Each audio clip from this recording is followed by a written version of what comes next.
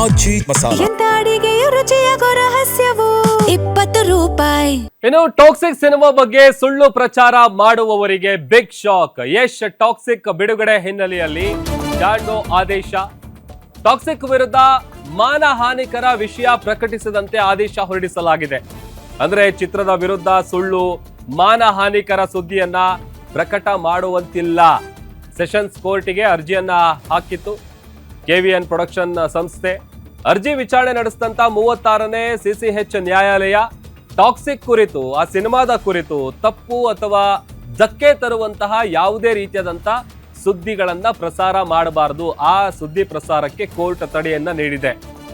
So ಇಲ್ಲ ಸಲ್ಲದ ವಿಚಾರಗಳನ್ನ ಯಾರ್ಯಾರು ಸ್ಪ್ರೆಡ್ ಮಾಡ್ತಾರೆ, ಬಿಕಾಸ್ ಇತ್ತೀಚಿನ ದಿನಗಳಲ್ಲಿ ಸೋಷಿಯಲ್ ಮೀಡಿಯಾದಲ್ಲಿ ತುಂಬಾ ಈ ಥರದ್ದು ನಡೀತಾ ಇರುತ್ತೆ. ಒಂದು ಸಿನಿಮಾ ಅಥವಾ ಸಿನಿಮಾದ ಕತೆ ಆಗಿರ್ಬೋದು, ಅಥವಾ ಸಿನಿಮಾದಲ್ಲಿ ಅಭಿನಯಿಸಿರುವಂತಹ ಕ್ಯಾರೆಕ್ಟರ್ಗಳ ಬಗ್ಗೆ ಆಗಿರ್ಬೋದು, ಅಥವಾ ನಟ ನಟಿಯರ ಬಗ್ಗೆ ಆಗಿರ್ಬೋದು, ಓವರ್ ಆಲ್ ಆ ಸಿನಿಮಾಗೆ ಸಂಬಂಧಪಟ್ಟಂತೆ ಯಾವುದೇ ರೀತಿಯಾದಂಥ ತಪ್ಪು ಮಾಹಿತಿಗಳಾಗಿರ್ಬೋದು ಅಥವಾ ಧಕ್ಕೆ ತರುವಂತಹ ಸುದ್ದಿಗಳನ್ನ ಪ್ರಸಾರ ಮಾಡುವಂತಿಲ್ಲ.